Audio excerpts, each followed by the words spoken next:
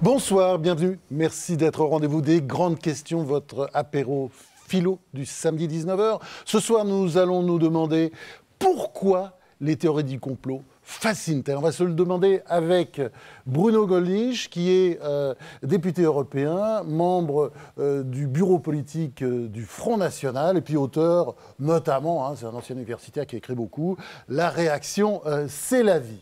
L'historien Marc Nobel, qui lui a beaucoup écrit justement sur le conspirationnisme notamment, L'Internet de la haine, c'est son dernier livre aux éditions Berg. Et puis l'essayiste Alexandre Adler, qui vient de publier un livre d'actualité, Le califat du sang. Face à eux, nos trois agrégés de philosophie que le monde entier nous envie. Mazarine Pinjot, Sophie Norman et Eliette Abécassis. Pendant toute cette émission, bien entendu, vous pouvez réagir sur LGQ, sur hashtag LGQ pour les grandes questions. Alors, on va commencer tout de suite, évidemment, par la grande question sur la fascination qui exercent les théories du complot.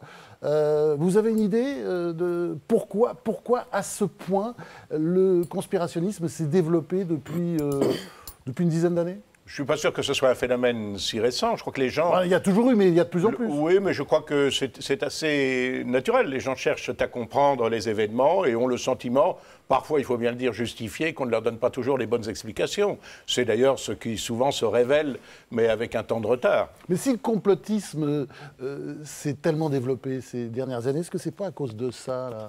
Bien Internet, sûr, l'Internet, ouais. Bien évidemment, l'Internet est une chambre qui amplifie largement toutes les théories conspirationnistes, et pas seulement. Il n'y a pas de modération, pas de contrôle. Les gens n'ont pas forcément de grille de lecture pour comprendre ce qui s'y passe. Et les jeunes en particulier, ou des jeunes en particulier, peuvent être happés par un certain nombre de théories qui se livrent à eux.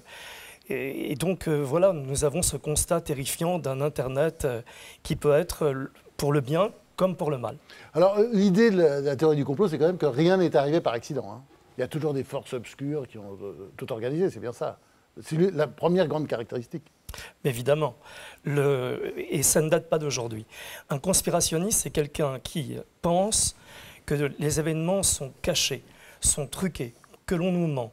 Et par conséquent, qui reconstruit ces événements un peu à son image. Il va arriver au bout du compte à cette conclusion à qui profite le crime, comme si forcément il y avait un crime, des criminels derrière, des forces occultes ou maléfiques, et ça peut prendre un caractère totalement obsessionnel.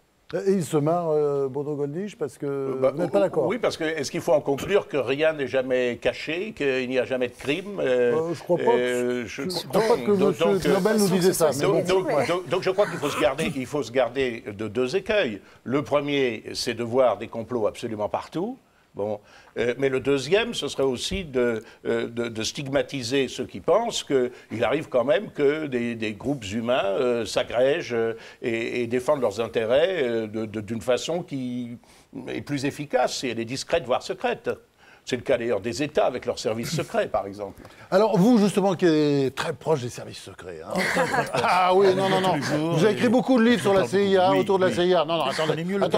Alors justement, vous pouvez nous dire, qu'est-ce qui se cache, Alexandre Adler, derrière, par exemple, les attentats des 7, 8, 9 janvier en France ? 7, 8, 9 janvier. Vous vous souvenez des frères Kouachi? Écoutez, pas grand-chose de plus que la décision de l'état-major, d'un état-major, alors là, mondial du djihad, de passer à l'assaut en Syrie et en Irak. À partir du moment où ils ont fait cet acte d'audace extraordinaire, et ils se trouvent encerclés maintenant de tous les côtés, il faut soulager. C'est un petit peu d'ailleurs l'idée qu'avait, toute chose étant égale, parce que là je ne voudrais pas faire cette comparaison de manière indue, mais c'est l'idée qu'avait l'état-major soviétique en 1942, quand Stalingrad était le point culminant, et c'est là que, évidemment, des instructions étaient envoyées un peu partout en Europe en disant « vous devez passer à l'action, vous avez des groupes de partisans, attaquez les Allemands partout, donnez le sentiment qu'ils ne sont en sécurité nulle part ». Et une partie des actions menées par les FTP les plus audacieuses étaient dues à Stalingrad, mais il l'avait aussi dans la tête. C'était les résistants français qui disaient « il faut faire quelque chose quand on pense que les Russes subissent tous les jours à Stalingrad ». Alors, toute comparaison n'est pas raison. Là, c'était une très bonne cause et celle-là est très mauvaise. Mais évidemment, les djihadistes dans les différentes cellules, dormantes ou pas, qui existent dans le monde, ont le sentiment qu'aujourd'hui, Baghdadi joue le va-tout de l'islamisme politique dans une insurrection territorialisée. C'est le patron de Daesh, enfin de l'État islamique. Alors il faut faire quelque chose, il faut l'aider.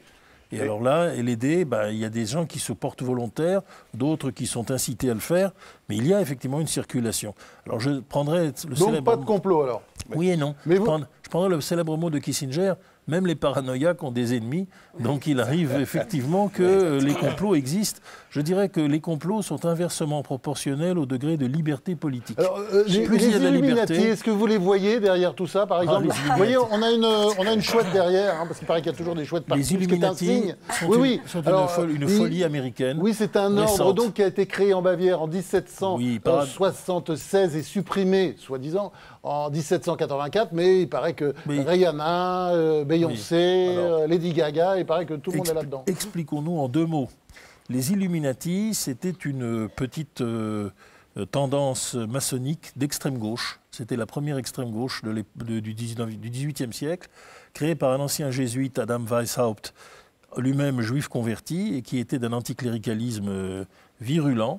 Et ils ont, en Bavière, évidemment, le haut lieu du catholicisme allemand, essayé de recruter des gens pour combattre la religion avec beaucoup d'énergie. Et un beau jour, évidemment, la répression de l'État bavarois leur est tombée dessus, surtout que la Révolution française avait qui venait créer une sensibilité à cela. Ils ont été démantelés et ils sont passés plus ou moins dans les poubelles de l'histoire. Weishaupt lui-même a fait de la prison, puis il en est sorti, puis il n'a plus jamais. Alors aujourd'hui, là, il y avait certainement des adeptes des Illuminati qui ont gagné les États-Unis.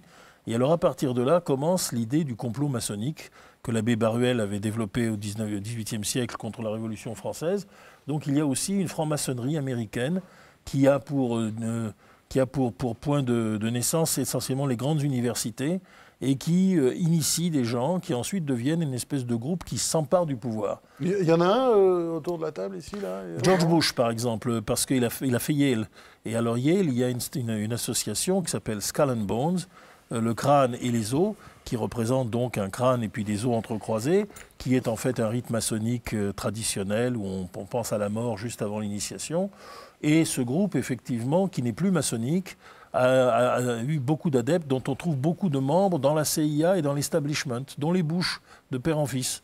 Alors à partir de là, on a l'idée que les Illuminati ont refait surface dans ces fraternités universitaires, qui sont simplement le snobisme américain transposé de la Grande-Bretagne, et que ceux-ci ont pris le pouvoir aux États-Unis et l'ont confisqué évidemment au peuple. C'est toujours la théorie, on fait des choses derrière vous. Et vous seriez pas un peu Illuminati, vous et les grandes chanteuses, évidemment, ont été recrutées par Skull and Bones, ça tombe sous le sens.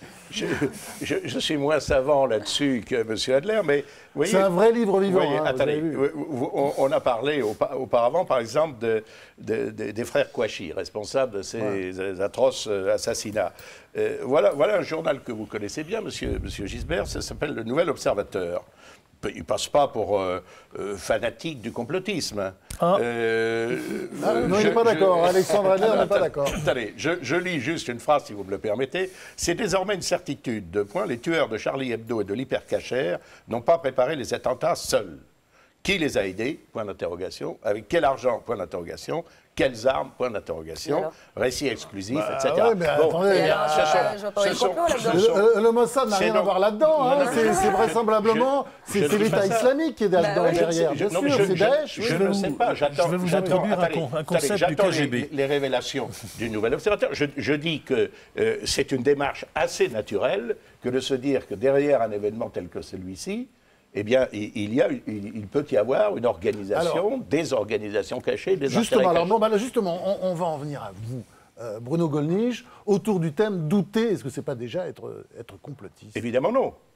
Évidemment non. Le doute est un élément essentiel de la connaissance. La connaissance progresse par le doute, par la libre confrontation des idées. C'est en ce sens d'ailleurs que je suis en désaccord avec M. Knobel qui incrimine Internet. Il y a certainement des excès sur Internet, mais je vais prendre un exemple très concret. Internet permet aussi, éventuellement, de combattre le complotisme. Prenons l'affaire par exemple des attentats de New York. Il y a, à l'occasion de cet attentat du 11 septembre 2001, le problème de l'effondrement de la tour numéro 7, bon, qui n'a pas été frappée par des avions et qui s'effondre d'un seul coup. Un certain nombre de partisans de la théorie du complot disent ça n'est pas possible, techniquement, ça ne s'est jamais vu. Vraisemblablement, la destruction est intervenue par des explosifs qui ont été cachés, etc. C'est la théorie que je ne reprends pas à mon compte. J'ai cherché à me renseigner sur cette théorie grâce à Internet. J'ai vu la réfutation de cette théorie par la commission d'enquête américaine. Donc, Internet favorise la diffusion peut-être des idées complotistes, mais Internet permet aussi la réfutation des idées complotistes. Ce qu'il faut accepter, c'est la confrontation. Voilà. Mais je n'ai pas dit autre chose. C'est merveilleux de voir défendre la liberté d'expression et le libéralisme. Vous avez raison d'ailleurs, mais je m'en réjouis. J'en ai été un excellent défenseur. Sur l'Internet, vous trouvez de tout. Oui. Absolument de tout. Il y a la réfutation et des thèses opposées, des théories opposées. Donc évidemment que dans cette espèce de très grand espace virtuel, vous pouvez avoir accès à toutes sortes d'informations. Après, il faut faire un tri en fonction de ce qu'on est capable de faire ou de ne pas faire. Il faut aussi avoir une grille de lecture et se défier d'un certain nombre de sites. Et c'est vous qui l'avez fixé, la grille de lecture. Et se défier d'un certain nombre de sites. Alors, Bruno Gonet, je vais vous laisser maintenant entre les mains douces mais fermes d'Eliette Abécassis. Alors, sur la question du doute, vous avez été constant dans l'expression de la nécessité du doute. Vous avez dit que concernant les chambres à gaz, il appartenait aux historiens de décider. Vous avez soutenu le négationniste Jean Plantin. Vous avez toujours soutenu Jean-Marie Le Pen sur l'affaire du détail, jusqu'à aujourd'hui, quand il remet en question l'origine des attentats de janvier, comme vous venez de le faire, puisque vous dites que c'est des organisations... C'est le Nouvel Observateur qui le fait, c'est un journal de gauche plutôt. Non, mais le Nouvel Observateur... Du centre-gauche, on peut dire ça. Alors, si on lit le dossier du Nouvel Observateur, il répond parfaitement aux questions qu'il pose et il explique que les frères Kouachi avaient effectivement toute une organisation islamiste qui les a aidés à faire leur... voilà. À votre avis, il s'agit d'autre chose qu'une organisation islamiste, le 7, 8 et 9 Je ne sais pas, je n'ai pas les éléments. Je regrette d'ailleurs à ce sujet... Vous pensez que ça peut être le Mossad, la CIA, le KGB... Je n'ai aucun élément. Je n'ai aucun élément à ce sujet. Je dis qu'il est assez légitime de poser la question. De poser toutes ces questions. Je vais prendre quand même un exemple qui me paraît assez frappant. Les États-Unis d'Amérique, dont je ne suis pas l'ennemi, et je me réjouis qu'ils soient venus à notre secours en plus d'une circonstance, ont été cependant engagés au cours des 120 dernières années dans 6 guerres. 6. Ces 6 guerres, il faut bien le constater, c'est aujourd'hui absolument prouvé, ont reposé sur un mensonge du gouvernement. On peut partir de la plus ancienne ou de la plus récente. Alors, la plus ancienne, Alexandre, c'est la guerre vous confirmez ? américano-espagnole qui a commencé parce qu'un cuirassé ancien État américain a explosé le Maine, sans qu'on sache vraiment pourquoi. L'émotion a été totale, la guerre a été déclarée. Et on pense qu'il y a eu un sabotage du Maine. Voilà. Mais on sait aujourd'hui que ce n'était absolument pas les Espagnols qui étaient responsables de cette explosion, qui est peut-être aussi accidentelle. Ça a permis de faire la guerre à l'Espagne, de mettre la main sur Cuba, sur les Philippines, etc. Pas de complot, ensuite, un accident. La Première Guerre mondiale... Oui, mais un mensonge d'État. Un mensonge d'État, puisque le gouvernement américain impute cela aux Espagnols. Alors, Eliette Abécassis. Alors c'est vrai que le doute fait partie de l'exercice même de la pensée. Descartes nous a montré que c'est le doute qui nous permet d'accéder à la vérité. Absolument. Ce doute même hyperbolique, Descartes va plus loin que vous puisqu'il remet en question sa propre existence. Oui, cogito ergo sum. Alors justement, à un moment donné, le doute s'arrête chez Descartes. Alors la question c'est, qu'est-ce qui va faire que le doute fécond pour la pensée va faire, tout d'un coup, va basculer dans le fait que la pensée déraisonne, devient folle, manipulatrice ou paranoïaque. Quel est le basculement, quelle est la limite du doute en fait ? Je crois que prendre systématiquement le contre-pied de ce qui est reconnu comme une vérité est aussi absurde que de le croire aveuglement. Voilà ce que je pense personnellement. Je crois que c'est un point de vue assez raisonnable. Donc, Descartes disait, Il n'y a pas de paranoïa. on sort de ça là-dedans. parce qu'il était bien parano quand même avec les chapeaux et les mannequins. les malingénies Les malingénies, et ce puis doute hyperbolique, les hommes qui effectivement. peuvent être des mannequins qui se déplacent dans la rue. Enfin, il avait des problèmes. Mais il a trouvé en Dieu, j'ai la certitude de l'existence Voilà. de Dieu et à partir de là, je peux reconstruire et détruire un peu tous ces cauchemars de la nuit. Mais alors, quand le doute nie le réel, c'est là où il devient Oui. fou, Et bien sûr. psychotique, paranoïaque Et on ne peut plus ou l'arrêter. bien manipulateur. On ne peut Oui, plus l'arrêter. c'est ça Oui, Et je suis à ce d'accord moment-là avec aussi, vous. l'auteur veut être dans le casting. Ah oui. C'est-à-dire que tout autour de lui, finalement, c'est la haine qu'il engendre qui est à l'origine du vrai Et la complot. peur. C'est-à-dire Mais- qu'on a- on a Madame, quelque vous chose- avez tout à fait raison. Simplement, c'est une question de nuance et de positionnement. Moi, je crois simplement que, à notre époque, aujourd'hui, l'excès de crédulité est plus répandu que l'excès de doute. Voilà, mais ces deux Visiblement excès pas. sont... Voilà, Visiblement pas. mais- Ouais. J'entends quand même, j'ai l'impression quand même d'entendre une grave confusion dans les propos que vous tenez parce que qu'il faille exercer son esprit critique, que face à un événement on cherche à comprendre Oui. et que donc on questionne, comme le fait le Nouvel Observateur, parce que le Nouvel Observateur pose des questions. Oui. Bien sûr, et c'est ça qui fait avancer les choses. C'est d'ailleurs la force également de votre travail d'historien, Alexandre Adler. Donc je pense que tout le monde est d'accord là-dessus. En revanche, lorsque ce principe d'esprit critique devient non plus un principe de questionnement, mais un principe de réponse, c'est-à-dire d'explication, là on franchit un basculement. Et c'est là qu'on tombe dans la théorie du complot. Parce que la théorie du complot ne pose pas de questions. Elle prétend apporter des réponses. Mais il y a Et là, il y a quelquefois- une sorte de... Vous savez, il y a quelques années, il y a un essai qui avait été écrit par Cynthia Fleury qui s'intitulait « Les pathologies de la démocratie ». Ben, moi, j'y vois, et c'est là que je vois une confusion dans ce que vous dites quand vous rapportez les propos du Nouvel Observateur et que vous dites que finalement, est-ce qu'on est si loin des théories du complot? Évidemment, on en est si loin. On en est aussi loin que l'exercice d'un esprit sain et malsain. Non, mais- L'esprit sain, c'est celui qui questionne. L'esprit malsain, c'est celui qui voit là-dedans un principe généralisé Non, mais- d'explication. Le ciel est C'est-à-dire- un non, mais- malsain. Réponse de Bruno Gollnisch. Oui, mais ce que vous dites ne me choque pas particulièrement, mais il est avéré quand même qu'il y a un certain nombre de complots. Pour revenir à un exemple qui est souvent donné comme celui des dérives complotistes, l'affaire du 11 septembre, bon, quand même, la version officielle, c'est qu'il y a eu un complot qui met en œuvre des gens qui se situent à Londres, à Hambourg, qui sont en connexion Et en les uns Afghanistan, en enfin, en Afghanistan, fin de compte, qui sont peut-être subventionnés par certains saoudiens, etc. C'est la version officielle. Donc, en quoi est-ce qu'il serait anormal de se dire, mais derrière ce complot, il y en a peut-être un autre? Je ne sais Ce pas. qui est Voilà. anormal, par exemple, c'est de dire que tous les Juifs qui devaient aller à leur bureau le 11 septembre ne s'y sont pas rendus. Parce que Oui, ça a été dit. Oui. C'est-à-dire que de le bouche à oreille, c'est qu'il ne fallait surtout pas être à Manhattan ce jour-là, à cette heure-là. Bon, ça, c'est bien entendu de la malveillance antisémite et c'est du délire. Bien entendu, ça n'existe pas. Quand il y a Et une où action... on met la frontière, où on met la frontière Eh ben, à quel moment le doute, qui est effectivement un principe heuristique, qui est par excellence l'arme de la critique, le moment où le doute devient lui-même dogmatique, c'est-à-dire devient une explication du monde, alors on n'est plus du tout dans un esprit critique. Alors on a cet outil qui est l'esprit des Lumières qui devient le dogme par Mais excellence. votre objection ne s'adresse pas à moi, ni à mes Alors, ni à mes excusez-moi, amis. est-ce que vous avez cité le Nouvel Observateur? Est-ce que je ne Non, prends vous pas a- systématiquement le contre-pied Ok. de tout ce qui est affirmé. De tout ce qui est Voilà. affirmé, Mais je dis qu'on excusez-moi. doit le Moi, droit c'est d'en discuter, C'est la première voilà. fois de ma vie que je parle avec un négationniste, donc je suis un petit peu Vous émue, devriez- je dois vous l'avouer. Vous- Oui, bah, c'est faux, excusez-moi, mais on a lu vos propos, etc. Je me demande juste quel est le bénéfice. Et je vous pose une question hyper naïve. Non. Est-ce que vous y croyez Mais vraiment Est-ce que c'est une madame, je stratégie suis- politique ou est-ce que vous croyez vraiment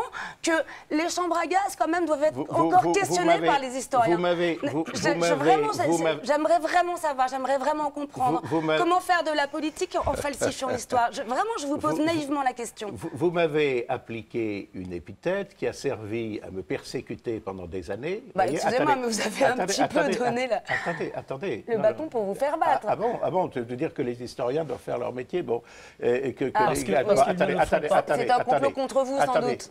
Attendez, je vous signale qu'effectivement ceci a servi de persécution professionnelle et judiciaire contre moi, que les 11 magistrats de la Cour de cassation ont décrété que j'avais été poursuivi sur la base d'un montage.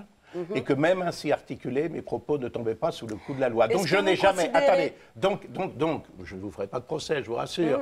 Mais l'épithète que vous m'accolez, qui est celle en droit français d'un délit, donc on ne peut pas parler librement de ces questions-là, est tout à fait diffamatoire. Voilà. Et vous voyez, si vous alliez aux sources... Mais c'est Marine Le Pen qui a fait le montage. Moi, j'ai juste lu vos propos, vous savez, de manière extrêmement pragmatique. Si vous alliez aux sources, vous sauriez ça. J'ai bénéficié, voyez-vous, d'une cassation sans renvoi devant une autre juridiction. Attendez, est-ce que vous considérez que maintenant... Attendez, c'est extrêmement rare. C'est une institution qui est arrivée pour la première fois dans notre histoire au moment de l'affaire Dreyfus, lorsque rien ne subsiste des accusations contre un prévenu. À ce moment-là, la Cour de cassation casse sans renvoyer. Alors, très bien. Alors, qu'est-ce que vous pensez de la Shoah? Est-ce qu'il y a quelque chose qui serait de l'ordre du complot dans la façon dont on en parle? Je ne sais pas. Du complot, non, sans doute pas, non. On en parle, me semble-t-il, à livre ouvert. Est-ce que vous pensez que les historiens ont maintenant à peu près réussi à avoir un consensus là-dessus, ou est-ce que vous pensez qu'on peut encore émettre des doutes? Je crois qu'ils ne sont pas tous absolument d'accord entre eux, mais je ne suis pas, encore une fois, spécialiste de cette question. Vous parlez de Forisson, je suppose, non? Non, pas du tout. Et avec lequel vous avez sûrement correspondu. De la même manière, avez-vous eu plus d'un rapport avec des gens comme M. Alain Soral, que vous taxiez d'excellents essayistes à Villeurbanne lorsqu'il était au Front National. Vous avez rencontré Dieudonné Mbala, mais aussi fréquentez-vous M. Chatillon, etc. Je vous rencontre aussi, M. Nobel, avec plaisir. Je rencontre Maître Louis Bloch, qui est représentant du Congrès juif mondial au Conseil de l'Europe. Vous baignez dans un bain et vous n'avez jamais démenti les propos de votre monteur Jean-Marie Le Pen. Mais juste une dernière question. Une dernière question. Non, mais de toute façon, est-ce que je peux poser une dernière question? Je vous en prie. Bon, vous dites, de manière très humble, vous ne vous prononcez pas là-dessus parce que vous n'êtes pas spécialiste. Sur quoi vous pouvez vous prononcer? À moins d'être spécialiste sur beaucoup de choses, sur quoi vous vous prononcez en fait? Non, mais c'est une histoire extraordinairement complexe. Hein. Ce drame des Juifs au cours de la Deuxième Guerre mondiale, il a eu lieu, j'ai dit qu'il avait eu lieu. Mais écoutez, encore une fois, je me suis expliqué là-dessus. Non, mais là, je vous pose une question qui n'a rien à voir avec vos problèmes judiciaires. Je vous réponds. Je ne mets rien en cause de particulier. Non, je vous demande sur quoi vous êtes spécialiste pour vous autoriser à parler de quelque chose. Je suis assez bon sur l'histoire du Japon. Je suis assez bon sur l'histoire du Japon que j'ai enseigné. Je peux vous parler des crimes de guerre commis par le Japon contre les Chinois, par exemple, au cours de la dernière guerre mondiale, etc. D'accord, donc vous arrêtez sur l'histoire du Japon en termes de discours public. Je comprends tout à fait les objections qui vous sont faites à M. Gollnisch. Je suis contre le fait de le scalper dès lors qu'il nous a dit qu'il n'était pas négationniste, que des tribunaux français l'ont totalement lavé sur ce point-là. Bon, donc c'est pas la peine d'aller maintenant le transformer en mauvais objet. Demandons-lui plutôt qui a monté ce complot pour le discréditer. Est-ce que c'est Marine Le Pen ? Parce que ce n'est pas venu de Mme Pinjot. Non, mais je vais vous dire. Moi j'ai fait que lire les déclarations. C'est venu de personne. Je vais vous dire. Alors. Si, c'est devenu assez curieusement d'une conjonction politique entre le recteur de l'époque, Monsieur Morvan, qui avait pris sa carte du RPR pour devenir recteur. C'est un camarade de promotion de l'école normale. Il était RPR avant que le RPR n'existe. Aujourd'hui, c'est l'UMP. Qui était menacé, semble-t-il, dans sa situation et qui a trouvé là, comme me l'a dit d'ailleurs le président du Conseil général centriste, qui a trouvé là une occasion sans doute d'être prolongé dans ses fonctions.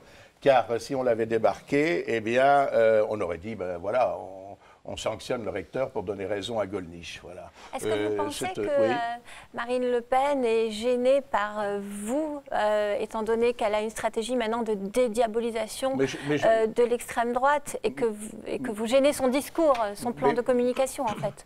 Madame Abégasis, premièrement, je ne me considère pas comme extrémiste. Je crois que je suis un homme extrêmement raisonné, raisonnable, pondéré, prêt à discuter absolument avec tout le monde et à fréquenter tout le monde. Bon, premièrement. Et deuxièmement, je n'ai jamais été partisan de la diabolisation. Personnellement, j'ai toujours considéré que cette diabolisation était injuste.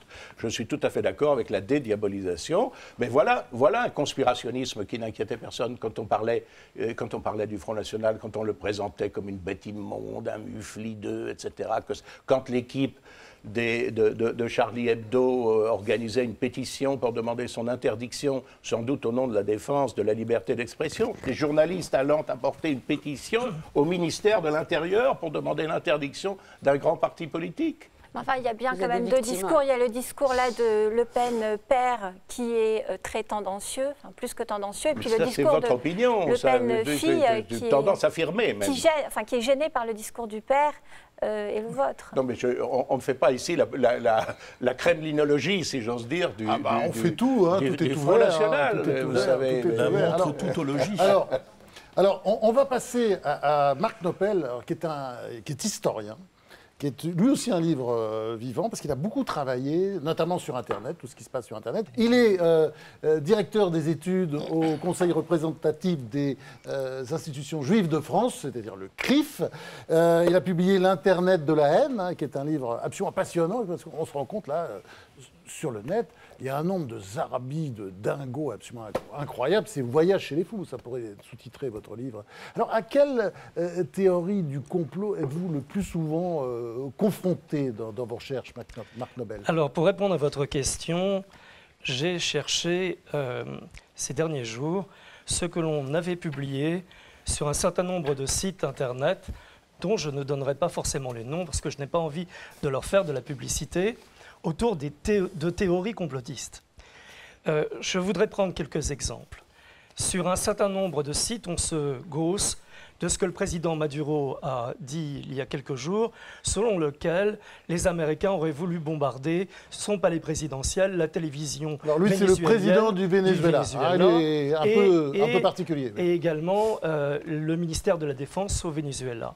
Sur d'autres sites conspirationnistes. C'est-à-dire, on ridiculise cette affirmation. On se demande s'il n'a pas raison. On se demande s'il n'a pas raison. Il a déjà dit que... On le cite abondamment et on cherche autour de ses propos quelques bribes, pense-t-on, de preuves qui prouveraient que les Américains voudraient envahir le Venezuela. Si vous me permettez, Marc, juste pour aller dans votre sens, Maduro s'est déjà distingué il y a quelques mois en disant que les cancers qui ont atteint successivement Hugo Chavez et la présidente argentine ne sont évidemment pas dus au hasard, ni C'est la CIA, c'est la CIA ou le Mossad? C'est les deux qui ont dû inoculer. Non mais il est très con quand même, Maduro, on ne peut pas passer... C'est vrai, mais on sait... La soirée avec lui. C'est vrai, Mélenchon le fait avec grand plaisir, il discute de la situation mondiale et il en tire évidemment des idées. C'est vrai, M. Adler, mais M. Knobel, mais on sait aujourd'hui, je l'ai découvert avec stupéfaction, mais ça s'étale partout dans la presse et dans les rapports du Congrès américain, qu'il y a eu une dizaine de tentatives pour empoisonner Fidel Castro. On ne prête qu'aux riches. On n'a pas en l'union. Marc Noppel, si vous me permettez de continuer, sur un certain nombre de sites complotistes, on trouve également beaucoup de commentaires autour des déclarations du tyran soudanais Omar al-Béchir, qui a dit dernièrement, interviewé sur Euronews, que Daesh et Boko Haram étaient financés, soudoyés, instrumentalisés par le Mossad et la CIA. Et là encore, on détaille, de toutes les manières possibles ce qu'il pourrait en être de ces éventuels complots. De la même manière, trouve-t-on sur un certain nombre de sites des questions autour de Charlie pour arriver à la finalité que les attentats auraient pu être instrumentalisés par des services de renseignement et de nommer nommément la DCRI, la Direction centrale des renseignements intérieurs français, ce serait les Français et le Mossad israélien. C'est plutôt la famille de Gaulle qui n'a jamais pardonné le bal tragique à Colombey et qui inspire les services secrets, c'est évident. De la même manière, trouve-t-on sur un certain nombre de sites complotistes, ce sont des textes publiés à l'heure actuelle, que j'ai imprimés, trouve-t-on que le FBI paye les djihadistes qui commettent des attentats à l'heure actuelle. On trouve également ce genre de choses. Les médias européens écrivent des histoires pro-américaines sous pression de la CIA. Donc les médias sont une cible, les journalistes sont une cible dont on nous dit qu'ils détourneraient de la réalité ce qu'eux pensent être de la réalité et qu'en plus ils seraient payés et soudoyés par les services secrets américains, israéliens ou je ne sais quoi. On trouve des textes sur la franc-maçonnerie. Permettez-moi de vous lire un extrait dans l'un de ces sites des aberrations, des folies de ce que l'on peut lire. Je cite, « La franc-maçonnerie est une société secrète à la ramification internationale. Elle est une secte satanique qui prend refuge dans vos hôtels de ville. » Imaginez, hein, dans tous les hôtels de ville, je poursuis, il y a un bunker dans chaque grande ville et dans chaque district judiciaire tenu ou construit pour les francs-maçons. Pour vous donner 2 autres exemples, en ce qui concerne le domaine de la santé, nous avons sur un site complotiste cette énormité, cette atrocité. L'OMS et l'UNICEF se liguent pour stériliser les femmes kenyanes au moyen d'une campagne de vaccination contre le tétanos. Dernier exemple, et puis j'arrêterai là. Que s'est-il passé sur la Lune? Rien. Paul McCartney serait mort en 1996. Il aurait été remplacé par un sosie. C'est cela le complotisme. Ce n'est pas, attendez, ce n'est pas la faculté que chaque être humain a de douter, de s'interroger, de questionner et de remettre en cause par l'étude et l'interrogation et par la compréhension des événements ce qui doit l'être. C'est une obsession. Mais alors on fait quoi alors, monsieur Noël? On fait quoi? Alors, par l'éducation. On essaye, mais bien sûr, par l'éducation. On formate les gens et on leur dit ce qu'ils ont le droit de les éduquer, c'est les formater. Nous ne sommes pas en Corée du Nord, je vous rassure. Nous ne sommes pas en Corée du Nord, je vous rassure. Nous ne sommes pas en Russie non plus. Par conséquent, on ne fait pas n'importe quoi, on fait confiance aux enseignants pour parler des médias, pour essayer de donner des grilles de lecture aux enfants, pour leur rendre possible la compréhension du monde tel qu'il est. On fait confiance. Cela se fait. Personne ne doute que les enseignants le fassent, mais les enseignants ne oui, peuvent mais pas les résultats sont médiocres, si je vous en crois. Pas partout, monsieur Gollnisch, enfin. Ils sont sûrement médiocres auprès d'un certain nombre de lecteurs du Front National. D'après ce que vous Cela, dites, je n'en doute pas, mais bon, enfin. Alors, bien sûr. Sophie Norman. Oui, alors Marc Nobel, vous avez fait un gros travail pour mettre en évidence les mécanismes de diffusion des discours de haine, des discours complotistes sur Internet, et vous montrez très bien qu'Internet est un outil privilégié de diffusion parce que c'est facile, ça touche le plus grand nombre, il y a cette viralité qu'on connaît et qui permet le meilleur comme le pire. Et je me demandais en vous lisant si on ne pouvait pas aller un pas plus loin, et c'est une autre manière de poser la question du comment faire qui était posée à l'instant. On présente souvent Internet comme une vaste toile ouverte sur le monde, mais il me semble que Internet fonctionne plutôt comme une multitude de réseaux qui tournent en boucle sur eux-mêmes sans se croiser et sans se rencontrer. C'est quelque chose qu'on voit de manière très visible, par exemple, chez les adolescents, mais on pourrait l'étendre à l'ensemble des internautes. Leurs amis sur Facebook sont le plus souvent leurs amis du collège, et finalement, ils se relayent tous les mêmes posts, vont tous sur les mêmes sites, comme un réseau qui fonctionne en boucle, et on pourrait l'appliquer. Moi, par exemple, je n'ai jamais reçu de posts complotistes. Je les connais maintenant parce que vous venez de nous en donner quelques exemples, mais je suis sur un autre réseau qui ne croit... Et c'est comme si Internet était finalement une multitude de réseaux qui tournent en boucle sur eux-mêmes et qui créent autant de mondes parallèles finalement, mais qui ne se rencontrent pas, qui ne se croisent pas. Et dans cette mesure, d'abord, est-ce que du coup nous ne vivons pas dans un paradoxe, mais qui est au cœur de la question, nous vivons dans une ère de la mondialisation, mais en même temps une ère d'un parallélisme des mondes qui fait que finalement nous avons perdu le monde commun. Donc, est-ce que c'est pas... Et du coup, comment est-ce qu'une parole comme la vôtre peut porter au-delà du réseau dans lequel elle est prise? Je crois que vous avez raison sur l'analyse. Je voudrais donner un exemple. Sur Twitter, par exemple, qui est un réseau social extrêmement utilisé, on parle de 500 millions de tweets échangés chaque jour. C'est énorme. Les abonnés sur Twitter ont tendance à s'abonner à un certain nombre de gens qu'ils connaissent, ou bien à des choses qui les intéressent, ou bien auprès de médias qu'ils ont envie de lire, et ils ne vont donc pas forcément plus loin. Donc les jeunes, ou un certain nombre de jeunes, peuvent être influencés par un certain nombre de lectures, parce qu'ils n'ont pas forcément de grille de lecture comparative, ils n'ont pas la possibilité de juger, de jauger d'un certain nombre de trucs. Je vais vous donner un exemple. Un enseignant dernièrement m'a dit qu'il avait été frappé parce que lors d'un exposé qui avait été fait en histoire, un élève sur Google, pour ne pas le citer, avait vu référencer les travaux de Pierre Vidal-Naquet, l'historien, et les travaux d'autres historiens, mais aussi les écrits de Robert Forisson. Et que dans son exposé, il lui avait semblé normal de parler de Robert Forisson, non pas de comparer les uns aux autres, mais il portait crédit à ce qui avait été dit. C'est-à-dire que les gens n'arrivent plus à comprendre ce qui se passe, tant l'information se brasse et tant il y a de choses en tant que telles. Il est donc très difficile d'agir sur Internet, surtout qu'en plus, le média, Internet, a été construit sans règles, sans déontologie. Et ça, c'est absolument dramatique. On a cru créer un monde où il est interdit d'interdire, où tout peut être dit de la même manière. Et surtout, excusez-moi, mais tout est anonyme, c'est-à-dire qu'il n'y a aucun risque à dire des conneries. Ouais, En plus. En plus. Ça dépend. Enfin, on ne signe pas Je comme au connais bout d'un des gens qui ont article. été On ne signe pas poursuivis, comme on signe un article ou comme on signe quand on dit une déclaration, on sait qui parle. Un très grand nombre d'articles postés sont postés anonymement. On ne sait pas quels sont les auteurs. Cela ne fonctionne pas comme dans une rédaction. Ouais, c'est la lettre anonyme de l'occupation. Dans une rédaction, M. Gisbach, vous savez très bien comment cela fonctionne. Vous de même, enfin chacun d'entre nous ici, il y a une rédaction, un chef de service. Les choses sont faites d'une manière déontologique, avec une vérification pas toujours, de sources. Pas toujours, c'est vrai aussi. Mais nous l'avons vu avec l'AFP dernièrement. C'est tout à fait exact. Mais en règle générale, il semble que les choses fonctionnent à peu près bien et de cette manière-là. Eliette Abécassis. Alors, Marc Nobel, je voudrais vous poser une question sur les conséquences du complotisme et le passage de la parole à l'acte. Parce que, par exemple, Ilan Halimi a été victime d'une théorie du complot, puisque ceux qui l'ont tué pensaient que les Juifs sont riches et les Juifs s'entraident. Et dans votre livre « Haine et violence antisémites », quand on le lit aujourd'hui, c'est très très troublant parce qu'il y a tout. Enfin, il y avait un moyen de prévoir vraiment tout ce qui se passait concernant l'école, le djihadisme et le web, les manifs qui dégénèrent. Et vous parlez d'une situation explosive et de la France en danger. C'était avant janvier.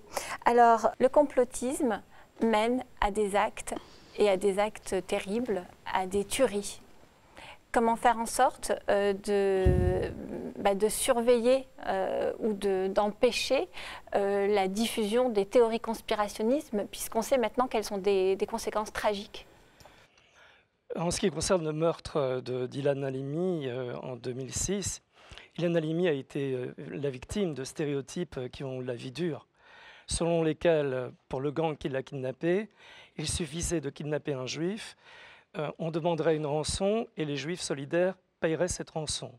Finalement, les choses ne se sont pas passées ainsi et Ilan Halimi a été assassiné.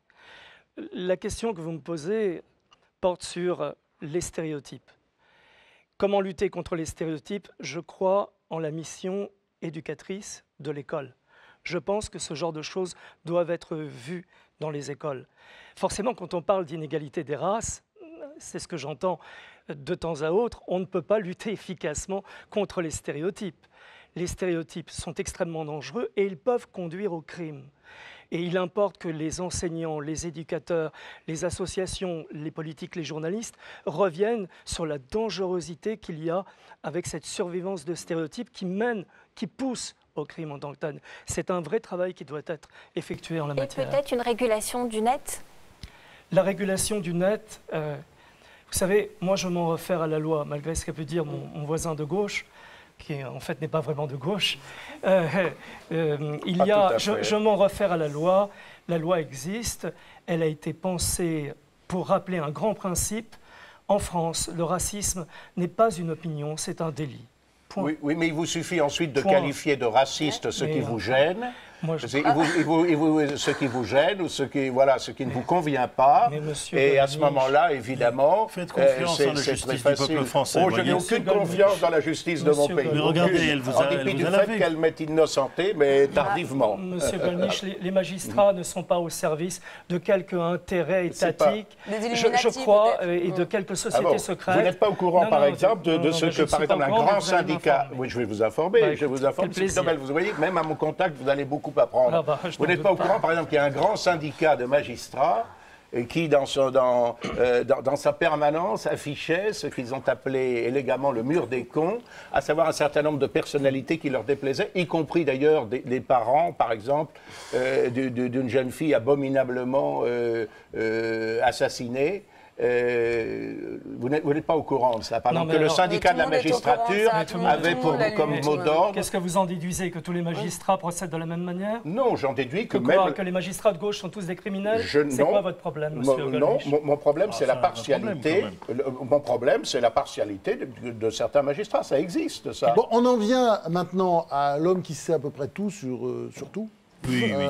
Alexandre Adler, essayiste. J'étais quand même sur le mur des cons. Chronique. Vous y étiez? Comment Cro- Dans une vraie rafle avec Attali, Minck et puis voilà. Oh, Alors, Alexandre Adler, chroniqueur sur Europe, qui publie donc le califat du sang. Et j'ai envie de vous poser comme ça quelques petites questions. On va Avec traiter plaisir. les guerres, parler des guerres. Est-ce que Allez. les guerres sont secrètes ou pas? Et par exemple, aujourd'hui, est-ce que, comme le disent certains complotistes, est-ce que Daesh est un peu allié d'Israël? Non. La réponse est non. Daesh est un mouvement d'une violence et d'un fanatisme extrême, et au-delà même de ce qu'ils pensent des Juifs, c'est-à-dire qu'ils pensent qu'il faut les éliminer, les génocider, comme ils l'ont fait, ou tenter de le faire avec les yézidis, zoroastriens, ou avec certains Kurdes. Et les chrétiens. Et les chrétiens, bien sûr. Il est très difficile, dans ces conditions, d'entrer en discussion.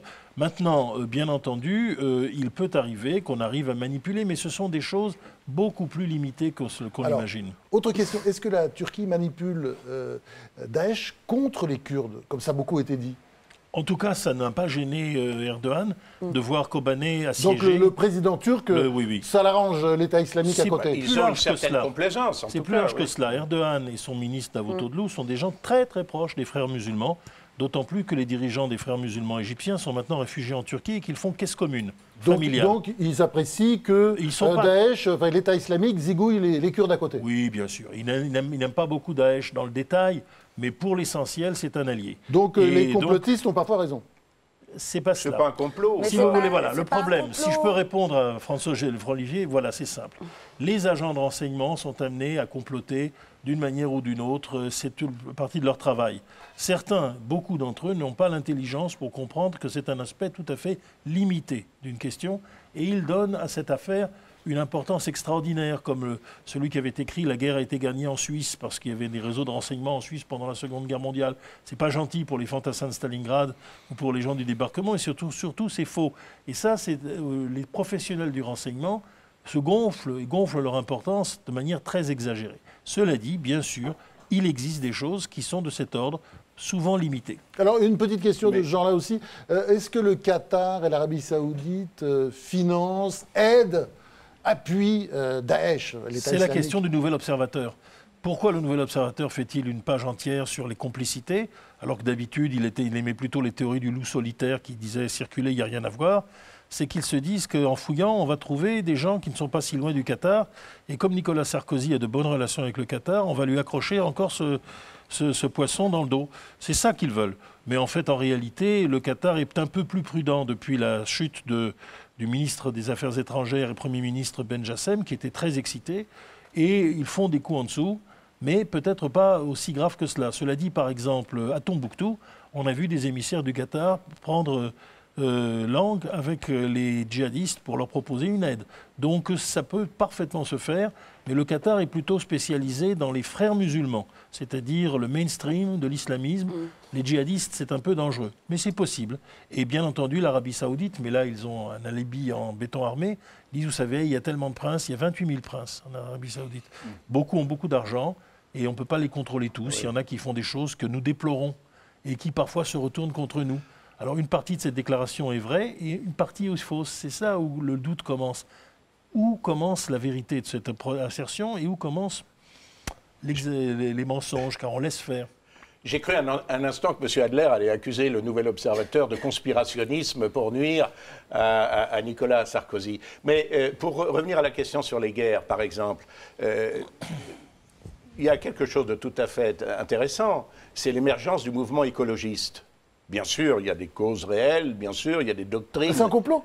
Eh bien, il est aujourd'hui à peu près avéré que la matrice des mouvements écologistes, c'est-à-dire les Grünen allemands, ont été très largement organisés en sous-main, financés par les services soviétiques à l'époque, bien sûr, afin de faire pièce précisément à l'installation des missiles. Parce qu'ils étaient pacifistes. Les SS-20, parce qu'ils étaient pacifistes. C'est pour ça que les Verts sont nés, c'est un mouvement social profond. Et effectivement, soviétiques et est-allemands, dans la bataille des euromissiles, ont essayé de faire feu de tout bois et se sont intéressés à eux. Mais ça n'est pas pour autant, même Greenpeace a eu un peu d'argent soviétique. Ernu était prêt à vous le dire pour tous les jours, pour s'expliquer.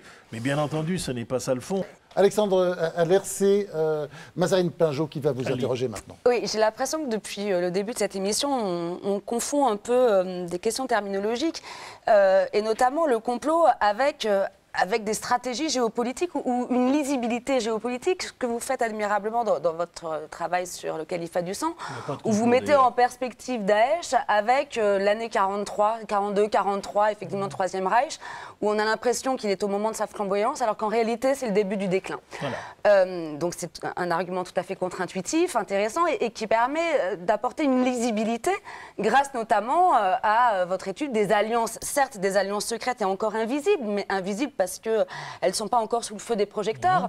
Mais est-ce que toute géopolitique n'est pas travaillée de fait par des alliances invisibles? Ce qui ne veut pas dire que c'est des complots. Enfin, je ne vois pas le rapport. Alors prenons un exemple concret immédiat. Il est évident que les Américains et les Iraniens se concertent beaucoup plus qu'ils ne le disent, et que notamment les bombardements iraniens sur Daesh aujourd'hui ne sont pas possibles si les Américains ne sont pas informés. Bon, ça commence à se voir un peu. Bon, mais bien sûr, mais donc on peut mettre ça en rapport avec la démarche désespérée de Bibi Netanyahou qui a fait l'attaque kamikaze au Congrès américain pour essayer d'arrêter l'accord américano-iranien. Mais au fond, et c'est là le problème, cette espèce, c'est le changement de proportion. Que par exemple, il y ait un officier américain qui se concerte avec l'officier d'aviation iranien pour que les frappes soient concertées. Bien. Alors ça fait évidemment une enquête, c'est très amusant. Mais le fond de l'affaire, il est totalement lisible, il est là. C'est que les Américains et les Iraniens estiment aujourd'hui qu'ils ont un intérêt commun à sauver l'Irak actuel et à battre le djihadisme. Et que dans ces conditions, évidemment, s'affronter sur le nucléaire est une distraction dangereuse. Et c'est cela, et là, on n'est plus du tout dans le complot. C'est ça. Car c'est quasiment, c'est lisible à ciel ouvert, ça. Surtout quand on a donné la bombe atomique au Pakistan. Ah voilà, ils ne l'ont pas donné, mais ils ont été obligés, à partir de l'invasion de l'Afghanistan, de tolérer des choses qu'ils n'auraient pas tolérées autrement. Ça, c'est vrai. Sophie Norman. Une petite remarque sur les propos de M. Golnisch à l'instant. J'ai bien aimé à propos des écologistes financés par les services secrets russes, le c'est à peu près avéré. Allemand, en Allemagne. Allemand, pardon. Le c'est à peu près avéré. Oui. Et tout à l'heure, pour l'existence des chambres à gaz, les historiens ne sont pas absolument d'accord sur ce point. Voilà, c'est juste pour pointer. Mais je vous signale d'ailleurs que je n'ai pas. Je vous signale d'ailleurs qu'au cours de cette interview qui m'a été tellement reprochée, je n'ai pas parlé des chambres à gaz. Ça n'appelait pas de réponse, c'était une simple remarque. J'ai parlé de toute autre chose, j'ai parlé du massacre de Katyn. Du massacre de Katyn qui a, à Nuremberg, été mis sur le dos des Allemands alors que c'était les Soviétiques. Je rappelle que c'est réponse à la question de Mazarine tout à l'heure. Je ne parlais pas de votre... C'est de cela que j'ai parlé. C'est le procureur soviétique qui a dit ça. Les autres ne l'ont pas suivi, quand même. Les autres ne l'ont pas suivi, mais ce qu'avançaient les Alliés avait nécessairement valeur probante. Et j'ai dit que, par conséquent, les historiens devaient pouvoir discuter, y compris de ce sujet. Vous pensez que la vérité finit toujours par être... révélé. Oui, et d'ailleurs, je vais rassurer M. Golnisch. La totalité des agents de la Stasi qui avaient été infiltrés chez les Verts, dont un qui avait insulté gravement Daniel Cohn-Bendit, ont été obligés de plier bagages après l'ouverture des archives de la Stasi. Et quand même, le pasteur Gauck qui a été chargé... Les Stasi qui étaient donc les services secrets allemands. Le pasteur Gauck qui a été chargé de faire tout ça, de faire l'inventaire pendant 15 ans, était très proche des Verts. Donc non, ce n'est pas les Verts qui étaient une création, ils ont été infiltrés, mais on en a trouvé beaucoup. On a trouvé le président du Parti libéral qui, parce qu'il devait faire avorter sa secrétaire, était allé en Allemagne de l'Est et était devenu un agent est-allemand. Ce n'était pas une infiltration du Parti libéral. Oui. Bref, on a aujourd'hui, effectivement, dans la guerre froide, beaucoup d'affaires comme cela. Ceux qui ont participé se montent du col et vous racontent des choses mirifiques. Et en réalité, finalement, qu'est-ce que c'est? Ce n'est pas grand-chose, ça existe. Alors, le nier, c'est ensuite rendre les gens fous parce qu'ils ont l'impression qu'on leur nie les évidences. Mais en même temps, ça n'est pas fondamental. S'il y a des vers en Allemagne, c'est parce que le problème de l'environnement et le rapport des Allemands à la nature est fort. S'ils ont été utilisés, c'est parce que des gens en Allemagne de l'Est avaient l'habitude de manipuler tous les partis politiques allemands, tous, et que finalement, où ça les a menés? Je disais souvent, quand je faisais cours à l'école de guerre, vous savez, la France a gagné la guerre de 1870. La France a gagné la guerre de 1870 sur mer. Pas un bateau prussien ne sortait des ports allemands en 1870. Malheureusement, les Allemands étaient à Paris.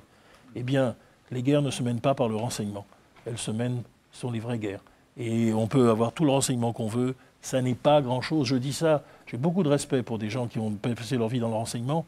Il ne faut quand même pas se raconter des histoires. Ce n'est pas eux qui font l'histoire. Quand même, M. Adler, si je puis me permettre, le tournant, par exemple, dans la guerre du Pacifique, un sujet que je connais un peu, la plus grande bataille navale de l'histoire, comme vous le savez, Midway. Bon, eh bien, pourquoi est-ce que la flotte japonaise est surprise par la flotte américaine? On lisait le code pourpre, oui. Voilà, c'est parce que le code pourpre, comme vous le savez, mais on ne peut pas prendre un point et en faire une explication globale. Il y a un problème de pensée, là, il y a un problème de logique. C'est une pensée métonymique, on ne peut pas prendre le tout pour en faire la partie. Métonymique, c'est quoi, pardon? C'est ça, c'est prendre le tout pour en faire la partie. C'est-à-dire qu'il y a des choses qui existent pour en faire une explication globale. Le complotisme est une explication totalitaire. C'est-à-dire qu'il y a une prétention à tout expliquer. Mais l'histoire a des aléas, la vie humaine a des aléas. Il n'y a pas une décision complotiste. Et d'ailleurs, qui mène le complot? Parce que c'est ça la pensée. Il faut expliquer le complot contre les masses populaires, contre les majorités, contre les grandes forces sociales, qui sont quand même le moteur principal de l'histoire. Après, il y a aussi des forces de frottement, des petites choses comme ça qui existent. Eliette Abécassis. Dans votre livre « Le califat du sang », vous montrez qu'il y a une renaissance du califat qui consiste dans le pouvoir spirituel et temporel dans une même personne. Et vous montrez qu'il y a 4 pôles qui risquent de s'unir pour former un califat. Ce qui ressemble quand même un petit peu à un complot. Alors, est-ce qu'il y aurait des faux complots et des vrais complots? Et pourquoi est-ce qu'on parle tout le temps des faux complots, c'est-à-dire des complots qui n'existent pas, et on ne parle pas finalement des vrais complots? On n'avait jamais entendu vraiment parler de Ben Laden avant le 11 septembre, on n'avait jamais entendu parler de Daesh avant l'année dernière. Pourquoi est-ce qu'on ne parle pas des véritables complots, en fait? Bon, dans ce cas-là précis, parce que je n'ai pas de théorie générale, c'est parce qu'on sous-estime la gravité et la puissance du phénomène du fanatisme islamique, c'est-à-dire de l'extrémisme islamique. Pas de l'islam, bien sûr, mais dont d'ailleurs la majorité des musulmans maintenant se rendent compte. Donc l'extraordinaire dynamisme d'un Ben Laden, l'extraordinaire dynamisme d'un Baghdadi qui s'empare des 2/3 du territoire syro-irakien, il est vrai désertique, personne ne l'imaginait. Et ça, c'est une sous-estimation qui n'a rien à voir avec les complots, mais avec le fait de regarder les choses en face. Neville Chamberlain, lorsqu'il pensait que Adolf Hitler, au fond, c'était un politicien allemand classique et qu'en lui donnant un certain nombre de choses, donnant, on allait stabiliser les choses. La faute du raisonnement, il n'avait pas compris Hitler. Nous n'avons pas compris les islamistes et les djihadistes. Les Arabes et les Persans et les Turcs le comprennent mieux. Deuxièmement, eh bien, après quoi, évidemment, on peut, étant donné qu'il y a des complots qu'on ne les explique pas bien, après, la machine commence à s'emballer, et là, de bonne foi, et on ne sait plus qui est quoi. Mais par exemple, je pense que pour ma part, nous n'avons pas véritablement un complot dans Daesh, mais un mouvement. Et un mouvement qui est porté par le désespoir d'une partie des forces qui ont été djihadistes et qui se sont rendues compte que le printemps arabe, contrairement à ce qu'elles pensaient, ne se faisait pas en leur faveur. Ils ont été foutus dehors en Tunisie, ils ont été foutus dehors en Égypte, et tout d'un coup, évidemment, il y a une énergie terrible qui est le résultat de cette défaite historique. Merci. Alors, je rappelle les titres de vos livres, Alexandre Adler. On peut vous retrouver donc dans Le califat du sang, publié aux éditions Grasset. Puis il y a aussi un livre là, qui sort sur le pape Jean XXIII aux éditions du Cerf. Ça, c'est une conspiration du bien. Le pape, c'est un complot du bien, le pape Jean XXIII. Ouais, c'est un grand bonhomme. Oui, avec quelques prélats, il a fait tout ce qu'il a pu pendant la guerre, justement, pour enrayer la logique du génocide. Et c'est une chose extraordinaire que je porte témoignage. Marc Nobel, alors vos livres sont passionnants. Il y a l'Internet de la haine et puis il y a haine et violence antisémite. On apprend plein de choses sur un univers de fou, quoi, faut bien dire. C'est chez Berg International, éditeur. Et puis enfin, Bruno Gollnisch, pour La réaction, c'est la vie, aux éditions Godefroy de Bouillon. Merci, on se retrouve la semaine prochaine, même jour, même heure, pour une nouvelle édition des Grandes Questions. C'est toujours le samedi à 19h et toujours sur France 5. À la semaine prochaine.